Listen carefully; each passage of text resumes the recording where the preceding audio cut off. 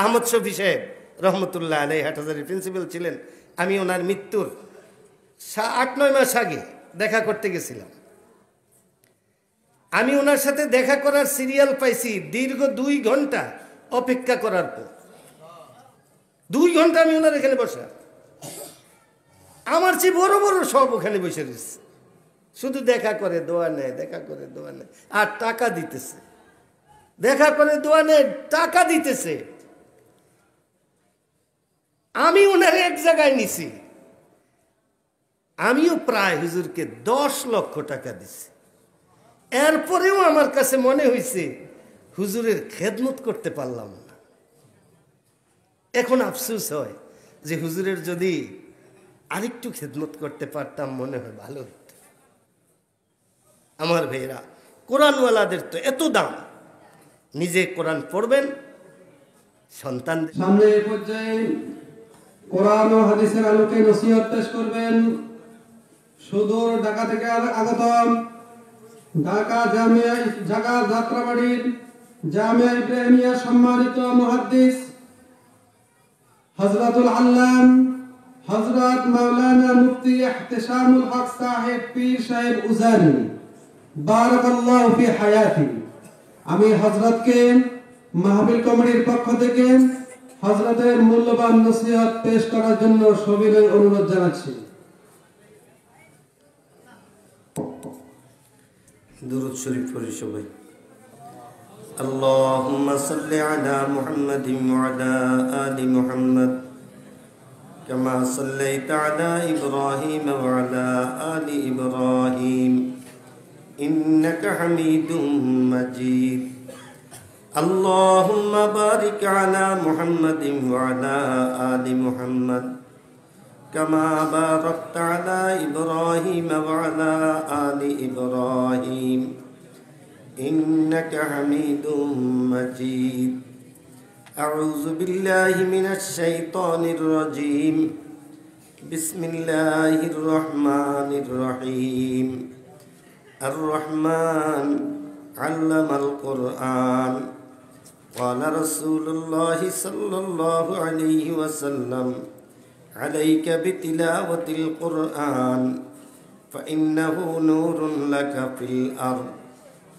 উপস্থিত আজকের মাহফিলের সম্মানিত সভাপতি, উপস্থিত ওলামায়ে কেরাম, দিনদার ইমানদার মুসলমান ভাইয়েরা, এত গভীর রাত্রে ওয়াজ করার অভ্যাস আমার নাই, আর এইভাবে আসলে অত বড় বক্তাও কিন্তু আমরা না। দাওয়াত দিছে এই হিসাবে আসা। আমার দাওয়াত ছিল আরেকটা মাদুব দিতে। আমি রাত্রে বাসা থেকে বাইর হইছি, আমার ফুফু এন্তেকাল করছেন, খবর পাইছি।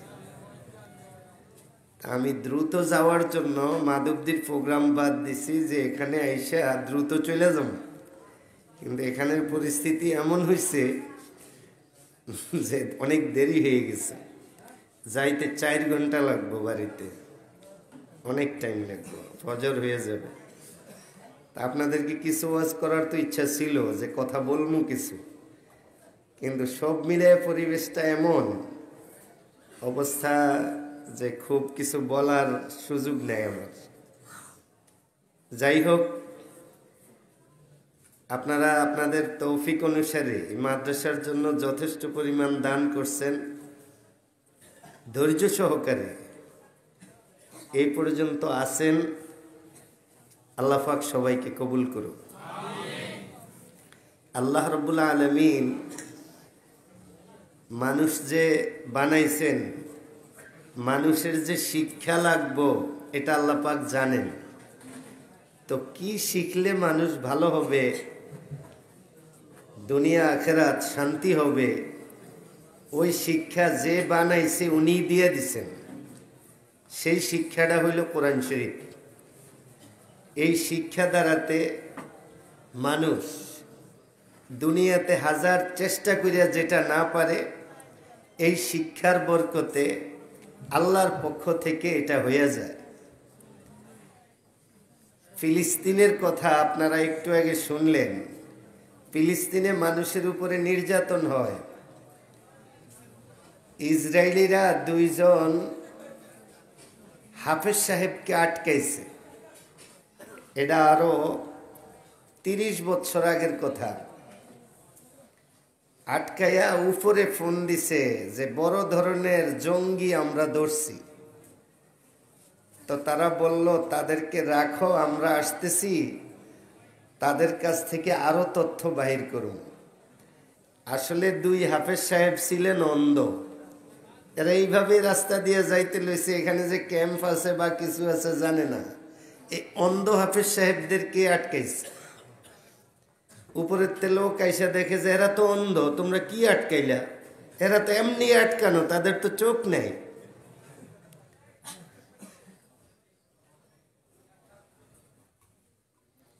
তাদেরকে জিজ্ঞাসা করলো, আমাদের বড় বড় ট্যাঙ্ক, বড় বড় অস্ত্র তোমরা ধ্বংস করো কিভাবে?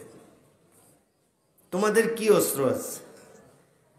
আমাদের তো তেমন কোনো অস্ত্র নাই, আমাদের কাছে কোরআন শরীফ আছে, আমরা কোরআন শরীফ পড়ি, আমরা কালামে পাকের হাফেজ। তোমরা কি আমাদের ট্যাঙ্ক ধ্বংস করো কিভাবে? আমরা বিপদে পড়লে মাটির নিচ থেকে, পায়ের নিচ থেকে বালু উঠাইয়া এইভাবে যদি মারি, এটাই বোমের মতো ফুইটা তোমাদের ট্যাঙ্ক নষ্ট হয়ে যায়। তাইলে এখন কি পারবা? হ্যাঁ পারবো। তারা কিছু নষ্ট ট্যাঙ্ক সামনে রাখছে আর অন্ধদেরকে বলছে, তোমরা এই যে সামনে আমরা রাখছি, এগুলা পায়ের নিচেতে বালু উঠে দেখি ধ্বংস করো তো। বলছে একটু ওযু করতে হবে, 2 রাকাত নামাজ পড়তে হবে। ওযু করলো, 2 রাকাত নামাজ পড়লো, ঠিকই পায়ের নিচ থেকে বালু উঠাইয়া বিসমিল্লাহ বইলা মারার সাথে সাথে তাদের সমস্ত অস্ত্র বোম ব্লাস্ট হইয়া একেবারে জ্বলা পুড়ে ছারখার হয়ে গেছে। তাজা খাহি দাস তনগর দাগে হায় সিনারা, গাহে গাহে বাজ খাহি দপ্তরে পারিনারা। আমাদের নবীজি বলছেন, তোমরা তোমাদের অতীত ভুলে যেও না, অতীত মনে রেখো, তাইলে জীবনে বহু কিছু অর্জন করতে পারবা। আমরা বাঘের সামনে যাইতে পারিনি, বাঘ তো দূরের কথা, তাজা শিয়াল হইলেও তো ডরে যায় না। যে শিয়াল মানুষ দেখলে ভাগে, আর বাঘ তো মানুষ দেখলে দৌড়ে আসে খাইতে। কোরআনওয়ালাদের বাঘে কথা শুনে, তারা কোরআনওয়ালাদের উপরে হামলা করে না। উজানির ক্যারি সাহেব হুজুর রহমতুল্লাহ আলাইহি, উজানি যখন আসছেন, মানুষকে বলছেন, ভাই এখানে নামাজ পড়ার জায়গা আছে? বলছে জঙ্গলে একটা মসজিদ আছে, আমরা ঢুকি না, ওখানে যাই না, কারণ এখানে বাঘ থাকে। ক্যারি সাহেব হুজুর বললেন, আচ্ছা আমি একটু দেখি। গ্রামের লোকেরা ভয়ে আছে, লোকটা যাইতেছে, লোকটারে তো বাঘে খেয়ে ফেলাইবে। এলাকার লোকেরা বলে, ক্যারি সাহেব তো কি যেন গুনগুন করতেছে আর যাইতেছে। তারা দেখে একটা বাঘ শুয়ে রয়েছে, বাচ্চারে দুধ খাওয়াইতে আছে। ক্যারি সাহেব হুজুর বাঘের সামনে যেয়ে দাঁড়ায় গেছে, দাঁড়াইয়ে বললেন, এটা আল্লাহর বন্দাদের নামাজ পড়ার জায়গা। এতদিন আল্লাহর বন্দারা ছিল না, তোমরা ছিলা, সমস্যা নাই। এখন যে আল্লাহর বন্দারা চলে আসছে, তোমরা একটু চলে গেলে ভালো হইত। উজানির লোকেরা বলে, ক্যারি সাহেব হুজুর এই কথা বলার সাথে সাথে বাঘ তার বাচ্চারে ফিডের উপরে উঠাইয়া সোজা পূর্ব দিকে চলে গেছে, জঙ্গল ছেড়ে।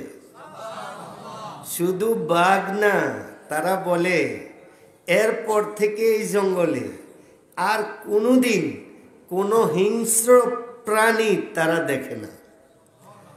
নূরে চশমে ইব্রাহিম ইসহাক ও ইসমাইল আমিন, ফসরাজো নজমো উবাইদো ওয়াহিদো শামসুদ্দিন, ফজিয়া মঞ্জুর মকবুলে খুদায়ে দু জাহাं, रहम कुन बर ई बुजुर्गानी जबर औलाद शाह। फैज़ इब्राहिम शम्सुल हक मुबारक आए खुदा बरसरे बरबाग मादा एम तो फैले मुस्तफा आमीन बोलेन आमीन। भाई कुरान शरीफ যারা পড়ে তাদেরকে আল্লাহর तमाम সৃষ্টি मोहब्बत করে, তাদের ক্ষতি কোনো কিছুই করে না, সবাই मोहब्बत করে, পছন্দ করে। এটা আমার কথা না, আমাদের নবীজির একজন সাহাবী ছিলেন হযরত আবু যর গফারি রাদিয়াল্লাহু তাআলা আনহু, বলছিলেন আল্লাহর হাবিব আমার একটু আপনি উপদেশ দেন যেন আমি আমল করলে আমার দুনিয়া আখিরাত ভালো হয়। আমাদের নবীজি বললেন ক্বালা রাসূলুল্লাহি সাল্লাল্লাহু আলাইহি ওয়াসাল্লাম আলাইকা বিতিলাওয়াতিল কুরআন। আমার সাহাবী আবু যর, তোমার সাথে আমার জীবনে দেখা নাও হইতে পারে, আমার জীবনের শেষ কথা হিসাবে মনে রাখবা তুমি কোরআন শরীফ বেশি বেশি তেলাওয়াত করবা। হযরত আবু যর বললেন আল্লাহর হাবিব কোরআন শরীফ বেশি পড়লে লাভটা হবে কি? আমাদের নবীজি বললেন ক্বালা রাসূলুল্লাহি সাল্লাল্লাহু আলাইহি ওয়াসাল্লাম ফাইন্নাহু নূরুন লাকা ফিল আরদ। আমার সাহাবী আবু যর, তুমি যদি কোরআন শরীফ বেশি বেশি তেলাওয়াত করো তোমার মধ্যে আল্লাহ পাক একটা নূর দিব, যেই নূরের কারণে আল্লাহর तमाम সৃষ্টি তোমারে মহব্বত করব। একজন বুজুর্গ ছিলেন আমাদের দেশে, হাফিজি হুজুর, নাম শুনছেন না? হাফিজি হুজুরের নাম মোহাম্মদুল্লাহ, কিন্তু মানুষে হাফিজি হুজুর চিনে। আমি আমার সাথে একজন আছে আমার সফর সঙ্গী, আমরা এই দুইজন একবার আজ থেকে বছর খানিক হয় নাই এখনো, হঠাৎ মনে চাইলো যে ঢাকা নাজিরা বাজার বিরিয়ানি খাবো, চলো এক জায়গায় যাই। ঢাকার মধ্যে পুরান ঢাকায় নাজিরা বাজার সব বিরিয়ানির দোকান, প্রসিদ্ধ যত দোকান। আমরা গেলাম এক জায়গায় বসছি, ৩-৪ জন দিন মজুর, তারা বসে কথা বলতেছে এবং তাদের বাসা কামরাঙ্গীর চরে, এটা জানতে পারলাম তাদের আওয়াজে। আমার দিলের মধ্যে একটা মহাব্বত চলে আসলো হাফিজি হুজুরের কারণে, যে হাফিজি হুজুর তো কামরাঙ্গীর চর থাকতেন। তা আমি আমার সাথে যে এরে বললাম এই লোকটির বিল আমরা দিয়ে দিব, কারণ তাদের বাড়ি কামরাঙ্গীর চরে, তারা হাফিজি হুজুরের এলাকার লোক, তাদের বিলটা আমরা দিয়ে দিই। এই জন্য তাদেরকে ডাইকে বললাম ভাই আপনারা বিল দিয়েন না, বিলটা আমরা দিয়ে দিব। এটা বললে আমি দিয়েও দিছি, বিল দিয়া বললাম। হেরা বললো হুজুর কেন? আমি ভাই আপনাদের বাড়ি তো কামরাঙ্গীর চর, এখানে একজন বুজুর্গ ছিলেন হাফিজি হুজুর, হাফিজি হুজুরের মোহাব্বতে আমি আপনাদের এই খেদমতটা করলাম। তো আমি বললাম হাফিজি হুজুরকে কি আপনারা দেখছেন?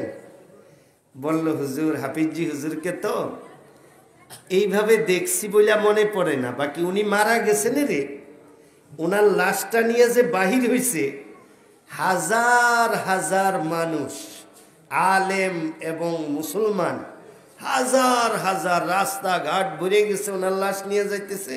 খুবই রৌদ্র ছিল, তা আমরাও ওই সিরিয়ালে যাইয়া দাঁড়াইছি যে একটা বৃষ্টির চাকা আইসা যেখানে যেখানে হাফিজি হুজুরের জানাজায় শরীক হওয়ার জন্য লোক আসছে ওই জায়গাটারে ছায়া দিয়ে রাখছে। আলাইকা বিতিলাওয়াতিল কুরআন ফাইন্নাহু নূরুন লাকা ফিল আরদ। আমার সাহাবী আবু যর, তোমার সাথে আমার জীবনে দেখা নাও হইতে পারে, আমার জীবনের শেষ কথা হিসাবে মনে রাখবা তুমি কোরআন শরীফ বেশি বেশি তেলাওয়াত করবা। আল্লাহ পাক তোমার মধ্যে একটা নূর দিব, আল্লাহর तमाम সৃষ্টি তোমাকে মোহাব্বত করব। যারা কোরআন শরীফ পড়ে তাদের অনেক দাম। কেমন দাম হবে সহজে বুঝেন। আমার পায়ের নিচে কাপড় আছে না, এই যে কাপড় পাড়াইতে আছি, কোরআন শরীফের গিলাপ কি দিয়া বানায়? কাপড় দিয়া। পায়ের নিচে কাপড় রাখি। আপনাদের এই পাশে বাজারে একটা কাপড় নিয়ে গেছেন কোরআন শরীফের গিলাপ বানানোর জন্য। কোরআন শরীফের গিলাপ দর্জি বানিয়ে দিছে, বাজারতে আনতে লইছে, রাস্তায় পড়ে গেছে। এখনো কোরআন শরীফে লাগে না, বাকি কোরআন শরীফে লাগার শুধু সুরুত ধরছে। এই যে সুরুত ধরছে, এই কাপড় আর কেউ ফাড়া দেয়নি। বুঝের মানুষ তো দূরের কথা, বাচ্চারা দেখলেও কিন্তু উঠে চুমা খায়। আর আইলে হুজুরের কাছে দেয়, হুজুর এটা রাস্তা পাইছে, হুজুরেও চুমা দেয়, যার কাছে দেয় হে চুমা দেয়। আমার ভাইয়েরা, পায়ের নিচের কাপড় কোরআন শরীফে শুধু লাগনের সুরুত ধরার কারণে যদি চুমার উপযুক্ত হয়, যার ভিতরে কোরআন শরীফ থাকবো সে কত দামি হবে, সে কত দামি হবে শুনবেন। আমাদের নবীজি বললেন, আমার উম্মতেরা কবরে কষ্ট হবে এই চিন্তা করে। আমি আমার উম্মতে করে একটা কথা বলে দিতে চাই, আমার যেই উম্মত কোরআন শরীফ তেলাওয়াত করব মোহাব্বতের সাথে, আমার ওই উম্মতের কবরে আযাব হবে না। আমার কথা না, আমাদের নবীজি বলেন আমার উম্মতের কোনো কারণে কবরে আযাব হওয়ার কথা ছিল, ফেরেশতাও নির্ধারিত হয়ে গেছে কে সাজা দিব। ওই ফেরেশতারা কবরে আইসাও পড়বে সাজা দেওয়ার জন্য। ওই সময় মাথার পাশে কোরআন শরীফ বসে থাকবে। কোরআন শরীফ বসে ফেরেশতাদেরকে বলবো কি ব্যাপার, কোথায় যাও? আমাদের নবীজি বলেন তখন ফেরেশতারা বলবে আল্লাহর এই বান্দার গুনাহ আছে, কবরে সাজা হবে, আমরা সাজা দেওয়ার জন্য আসছি। তখন কোরআন শরীফ বলবে খবরদার, আমি আল্লাহ পাকের কালাম, সে দুনিয়াতে আমাকে ভুলে নাই, আজকে তার বিপদের দিনে আমি তাকে ভুলি না। তখন ফেরেশতারা বলবে আল্লাহ কেমন বান্দারে সাজা দিতে পাঠাইলেন, আপনার কালাম তার পক্ষ হইয়া কবরে বসা। আল্লাহ পাক বলবেন আমার বান্দা, আমার ফেরেশতারা, আমার এই বান্দার কবরে সাজা হওয়ার মতো গুনাহ ছিল, কিন্তু আমার কালাম যেহেতু তার পক্ষে সাফাই গায়, আমি আমার কালামের বরকতে তার কবরে আযাব মাফ করে দিলাম। আমার কথা নাম ক্বালা রাসূলুল্লাহ সাল্লাল্লাহু আলাইহি ওয়াসাল্লাম ইযা উদিয়াল মাইয়িতু ফি কবরিহি জাআল কুরআনু ইনদা রাসিহি। হে আমার উম্মতেরা শুনো, আমার যেই উম্মত কোরআন শরীফকে মহব্বত করবে, কোরআন শরীফ তেলাওয়াত করবে, আমি নবী বললাম সে ইন্তেকালের পর তার আত্মীয় স্বজনরা যখন তাকে অন্ধকার কবরে রাইখে আসবে, সর্বপ্রথম তার মাথার পাশে যাইয়া যা আল কোরআনু ইনদা রাসিহি, তার মাথার পাশে আইসা কোরআন শরীফ অবস্থান নিব তার হেফাজতের জন্য। আমার ভাইয়েরা, আমাদের নবীজি আরেকটা কথা বলছেন যে আমার উম্মতেরা জাহান্নামে যাবে, এই চিন্তা করে আমি জাহান্নামে যাবে না আমার উম্মত, এরকম একটা গ্যারান্টি দিতে পারি। আমার যেই উম্মত কোরআন শরীফ পড়বে, মোহাব্বত করবে, আমার ওই উম্মত যদি কোনো কারণে জাহান্নামে যায়, ফেরেশতারা জাহান্নামে নিয়া জাহান্নামে নিক্ষেপ করব, এরকম পজিশন হয়ে যায় যে এখন শুধু জাহান্নামে নিক্ষেপ করব, এমন সময় কোরআন শরীফ তার সামনে যায় আটকায় দিবে তাকে। ফেরেশতাদেরকে বলবে কি ব্যাপার? ফেরেশতারা বলবে তাকে আল্লাহ পাকের হুকুম জাহান্নামে ফালানো। কোরআন শরীফ বলবে আমাকে চিনো, আমি আল্লাহ পাকের কালাম, আমার আল্লাহর এই বান্দা আমাকে দুনিয়াতে ভুলে নাই, আজকে আমিও তাকে ভুলি না। যদি তাকে নিক্ষেপ করা হয় জাহান্নামে, আমিও জাহান্নামে থাকব। আমাদের নবীজি বলেন তখন ফেরেশতারা আল্লাহ পাকের সাথে কথা বলবেন, আয় আল্লাহ তাআলা কেমন বান্দারে জাহান্নামে ফালাইতে বললেন, এই বান্দারে জাহান্নামে ফালাইলে আপনার কালামও জাহান্নামে থাকবে। আল্লাহ পাক বলবেন ও আমার ফেরেশতারা, আমার এই বান্দার জাহান্নামে যাওয়ার মতো গুনাহ ছিল, যেহেতু আমার কালাম তার পক্ষে সাফাই গায়, আমি আমার এই বান্দারে মাফ করে দিলাম। কোরআন শরীফ কত মানুষের কথা শুনেন যে আল্লাহর কাছে হাসরের ময়দানে সুপারিশ করব, শুধু এতটুক শুনিনি, নির্ভরযোগ্য সুপারিশ কি জানেন? নির্ভরযোগ্য সুপারিশের কথা আছে একমাত্র কোরআন শরীফের কথা। সুপারিশ করবে এবং সুপারিশ গ্রহণ হবে, আমার কথা না, আমাদের নবীজি বলছেন ক্বালা রাসূলুল্লাহ সাল্লাল্লাহু আলাইহি ওয়াসাল্লাম আল কুরআনু শাফিউন, হে আমার সাহাবীরা আমার উম্মতরে জানিয়ে দিও আল্লাহর কাছে যেই জিনিসগুলা সুপারিশ করবে হাসরের ময়দানে এর মধ্যে অন্যতম হইল কোরআন শরীফ। এবার প্রশ্ন হইল, অনেক জায়গায় সুপারিশ করা হয়, সুপারিশ গ্রহণ হয় না, এরকম হয় না? প্রধানমন্ত্রীর কাছে একটা আবেদন, স্থানীয় এমপি একটা সুপারিশ করে দিছে, কিন্তু তার বরাদ্দ আর হয় নাই, কারণ এমপির সুপারিশ গ্রহণ হয় না। তো কোরআন শরীফের সুপারিশ এরকম হবে নাকি? আমাদের নবীজি বললেন না, কোরআন শরীফ সুপারিশও করবে, তার সুপারিশ গ্রহণও হবে, আমার কথা না। ক্বালা রাসূলুল্লাহ সাল্লাল্লাহু আলাইহি ওয়াসাল্লাম আল কুরআনু শাফিউন ওয়া মুশাফফাউন, হে আমার সাহাবীরা শুনো, কোরআন শরীফ শুধু সুপারিশ করবে না, সুপারিশ তো করবে আল্লাহ পাক কোরআন শরীফের সুপারিশ গ্রহণও করবেন। এই জন্য ভাই এতক্ষণ বসছেন, শুকরিয়া আল্লাহর কাছে। আপনারা এত রাত্র পর্যন্ত বসছেন, আপনাদের বসার কারণে আল্লাহ মাদ্রাসাটাকে কবুল করুক। মাদ্রাসার ছাত্রদের, মাদ্রাসার যত জরুরত আছে আপনারা তো চেষ্টা করছেনই, যা দেওয়ার দিচ্ছেন, এতটুকু যথেষ্ট হয় না, আরও লাগে। কিন্তু এমন একটা জাতের কালাম তারা পড়ে যেই জাতের কাছে অভাব নেই। কেমন অভাব নাই এই কথাটা বলে আমি শেষ করতেছি। দেওবন্দ মাদ্রাসায় খানার অভাব পড়ছে। বাবুর্চিরা এইসব বলল, হুজুর কালকে যে খানা দিবেন, খানা তো নাই। কাসেম নানতবী রহমতুল্লাহ আলাইকে দেওবন্দ মাদ্রাসার বাবুর্চিরা এইসব বলল, কালকে যে খানা দিবেন, খানা তো নাই। তখন হুজুর এশার নামাজ পড়ে বাইরে ছিলেন। উনি বললেন, ইন্না লিল্লাহ, দোয়া করো, আল্লাহ কোনো ব্যবস্থা করেনি। শেষ রাত্রে দেখে দেওবন্দ মাদ্রাসার গেইটে গোরার গাড়ি, মহিষের গাড়ি, গরুর গাড়ি ভরা। কি ব্যাপার এগুলা? কি মাদ্রাসার ছাত্রদের জন্য খানা, গম চাউল, এটা ওইটা। ভিতরে ঢুকতে চাই, কয়েকটি অনুমতি আনি হুজুরের। মোহতাম সাহেবের বাসাত গেছে কাসেম নানতবী রহমতুল্লাহ আলাই। কাসেমিয়া ফৈজে দরিয়া বাহাদে হামকো রৌশন করে লাহি উনমে সে। গেছে বাসাত, দরজা খটখটাইছে, হুজুর আছেন? বাসাতে দরজা খুললে কয়, হুজুর যে কালকে এশার নামাজ পড়তে গেছে, আসেন নাই তো। কি রে, দেওবন্দ মাদ্রাসার মসজিদে তালাশ করছে, হুজুরে নাই, জেনে এসা পড়ছে। আরেকটা মসজিদ আছে যেখানে দেওবন্দের সর্বপ্রথম ক্লাস হয়েছে, ডালিম গাছতলায়। ওখানে একটা মসজিদ আছে, মসজিদের নাম ছাত্তা মসজিদ। ওই মসজিদটাতে যায় দেখে একটা লোক মেহরাবের মধ্যে সেজদায় পড়ে রয়েছে। বাবুর্চিরা পিছন থেকে আওয়াজ দিল, এটা কি কাসেম সাহেব নাকি? একটু কথা বলার জন্য আসছি। উনি তাড়াতাড়ি সেজদা থেকে উঠে গেলেন, বললেন, কি হয়েছে ভাই? কয়, হুজুর শয়ে শয়ে গাড়ি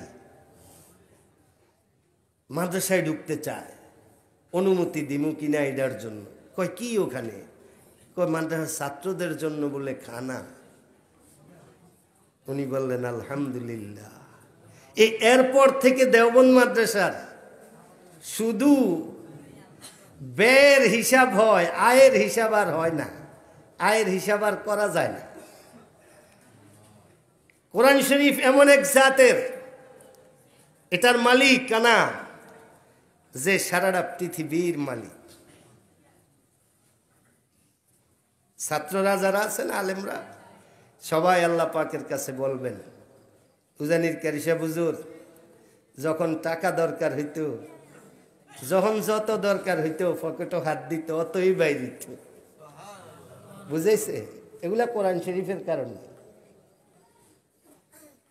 অভাব কোরআনওয়ালাদের হওয়ার কথা না। আমাদের যদি হয়, বুঝবেন যে আমাদেরকে আল্লাহ কোনো পরীক্ষা হয়তো নিতেছেন, হয়তো কোনো কারণে দের আন্ধের নেই। রিজিকের দরজা এমন ভাবে খুলবো রাইখা কুলাইবেন না। আহমদ শফি সাহেব রহমতুল্লাহ আলাই হাটহাজারীর প্রিন্সিপাল ছিলেন। আমি ওনার মৃত্যুর 8-9 মাস আগে দেখা করতে গেছিলাম। আমি ওনার সাথে দেখা করার সিরিয়াল পাইছি দীর্ঘ 2 ঘন্টা অপেক্ষা করার পর। 2 ঘন্টা আমি ওনার এখানে বসা, আমার চেয়ে বড় বড় সব ওখানে বসে রয়েছে, শুধু দেখা করে দোয়া নেয়, দেখা করে দোয়া নেয়, আর টাকা দিতেছে। দেখা করে দোয়া নেয়, টাকা দিতেছে। আমি ওনার এক জায়গায় নিছি, আমিও প্রায় হুজুরকে 10 লক্ষ টাকা দিছি।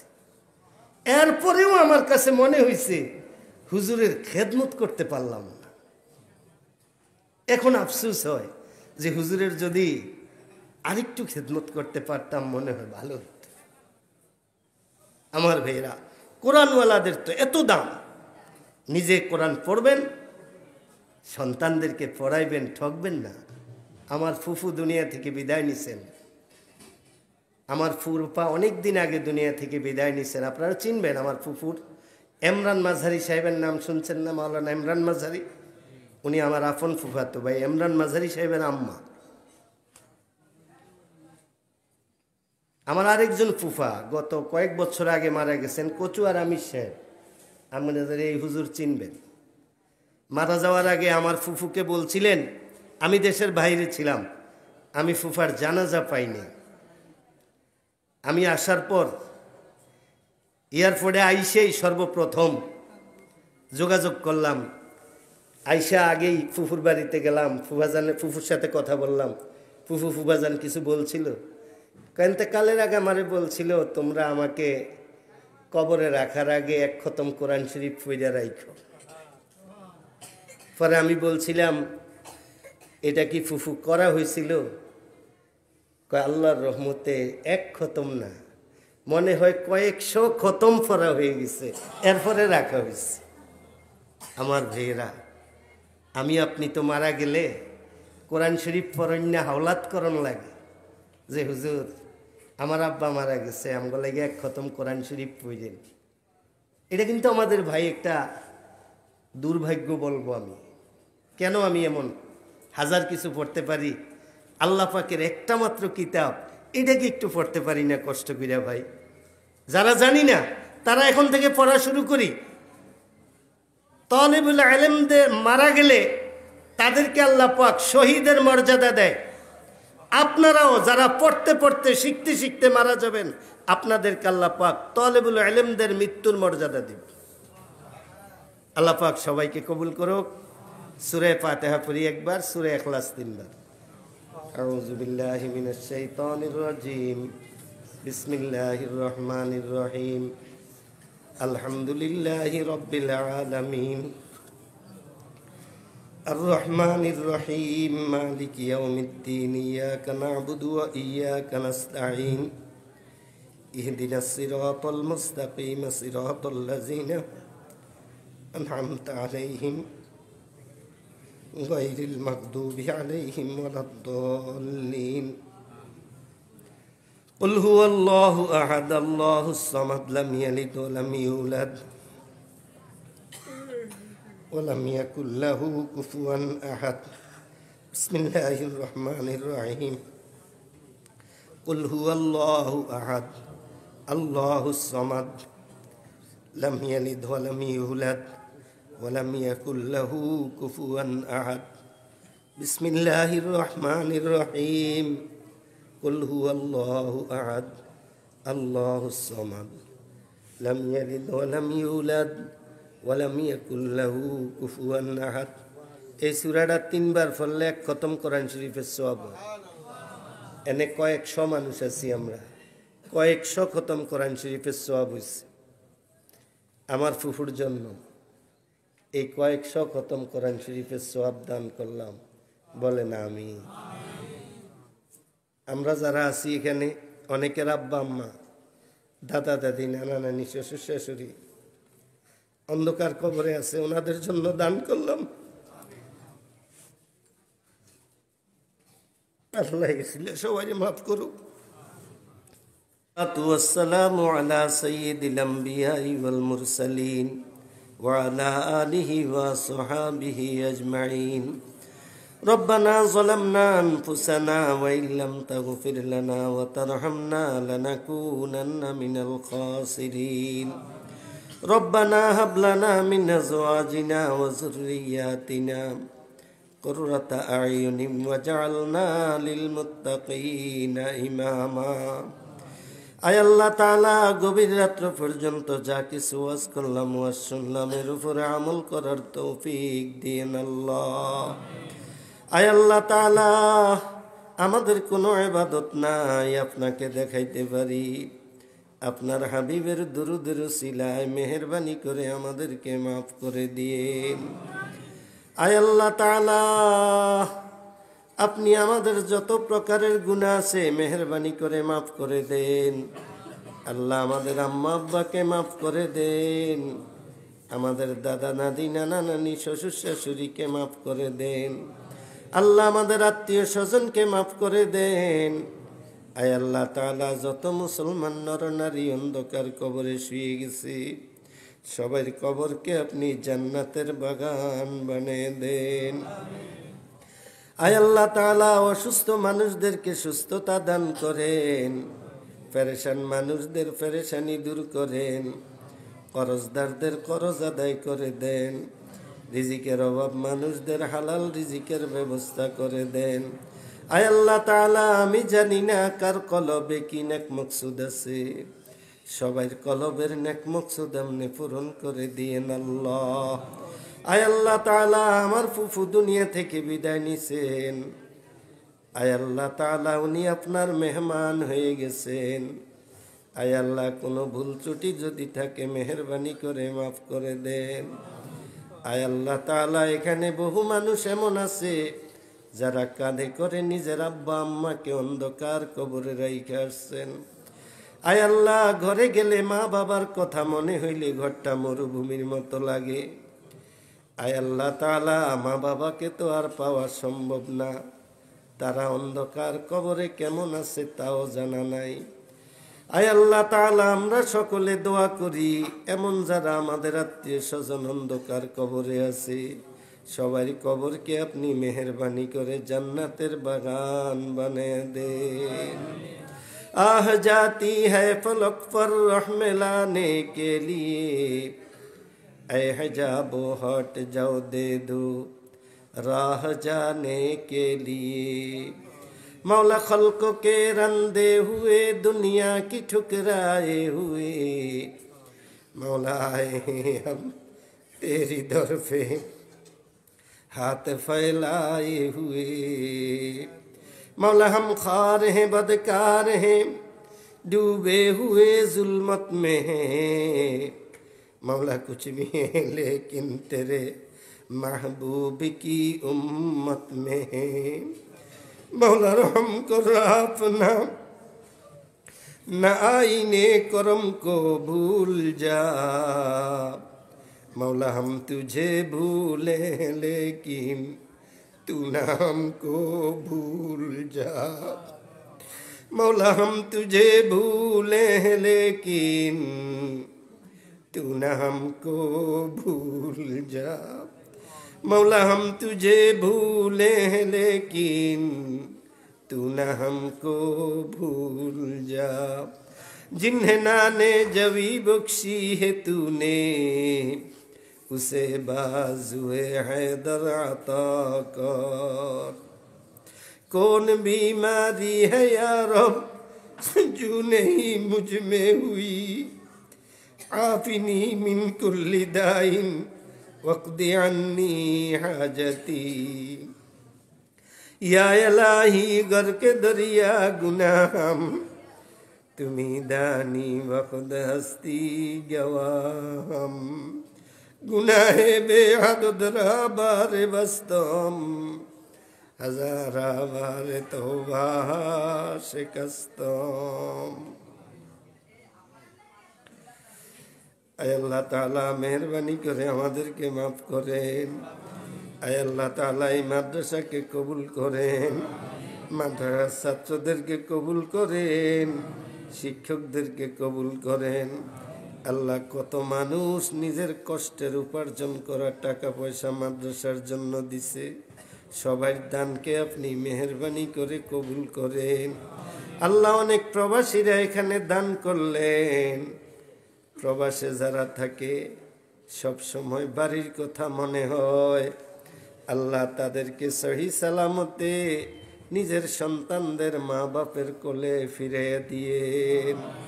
আয় আল্লাহ তাআলা, কোন দিন মরি জানি না, কোন জায়গায় মরি জানি না, জুমার দিন ইমানের সহিত মৌত নসিব করে দিয়েন আল্লাহ। আয় আল্লাহ তাআলা, কোন দিন মরি জানি না, কোন জায়গায় মরি জানি না, জুমার দিন ইমানের সহিত মৌত নসিব করে দিন। বিজুদি সুবহানা রাব্বিকা রাব্বিল ইজ্জাতি আম্মা ইয়াসিফুন ওয়া সালামুন আলাল মুরসালিন ওয়ালহামদুলিল্লাহি রাব্বিল আলামিন।